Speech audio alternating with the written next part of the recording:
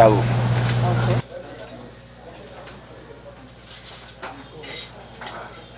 Everybody's here.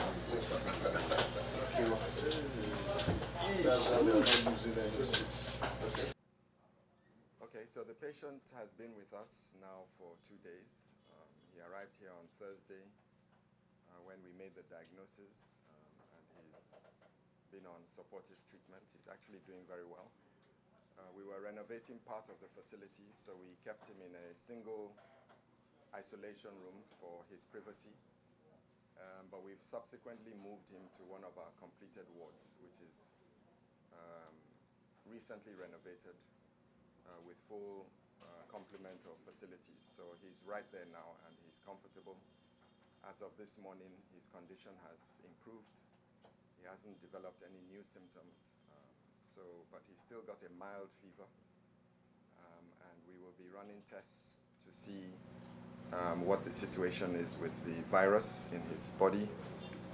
As soon as we get a negative screen, then we keep him for another 2 or 3 days and repeat the test to make sure that there are no more virus particles in his saliva, and that means that he will now be not contagious, and then we will give the okay for him to be released back into community. The driver that brought him here is an ambulance driver.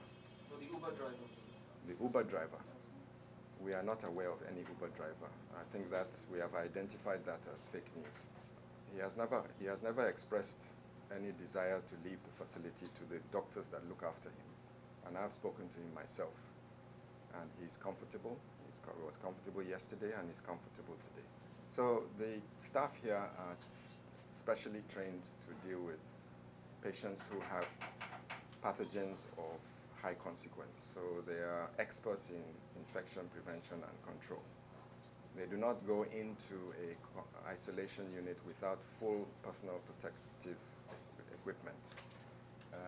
And then the cleaners have a lower level of protective gear because they're working on the outside. But if they go into a facility where there is a patient with active disease, then they also have to be fully kitted up before they go inside. So this is a specialist facility. There is no level of carelessness going on in this facility. They're well trained, including the staff in the laboratory are trained and certified biosecurity specialists. So there is no unprofessionalism in this environment. We have been preparing here since Ebola. As soon as we announced that Lagos was Ebola-free, we learned a huge amount of lessons from that experience. And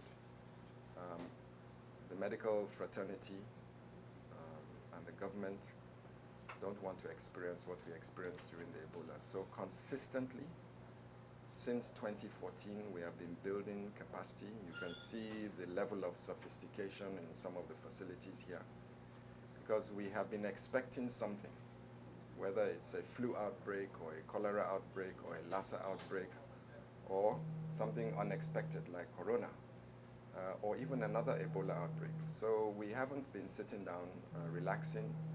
We don't want to experience what happened in 2014 again. So we are ready, and we will continue to build that capacity year by year.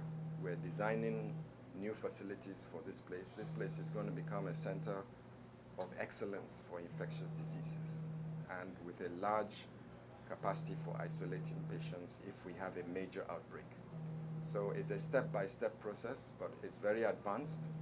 The facilities here are world-class. We have a biosafety level 3. It's one of very few on the continent of Africa, and this is a very modern design, specially designed to handle dangerous pathogens, so that at least we can make the diagnosis on site. And the staff that work in there are specially trained. We've been training them for 2 years in collaboration with international partners. And the facility you see here was designed by international engineers. So we are ready for any biosecurity threat to Lagos State. And we've been doing this to make sure that Lagos has its vulnerabilities. We know that. It's a low-lying megacity with multiple ports of entry. Some local governments are Some local governments are very densely populated, and it's a perfect environment for spread of outbreak. So we're not taking any chances. We have a very sophisticated surveillance network. We can pick things up very quickly. And once we do, through our primary healthcare structure and our rapid response teams, then we can bring them to this facility, put them in isolation, run the tests, and if they're positive, they go into permanent isolation. If they're negative, then we manage them and discharge them back into community. Oh, what's your name?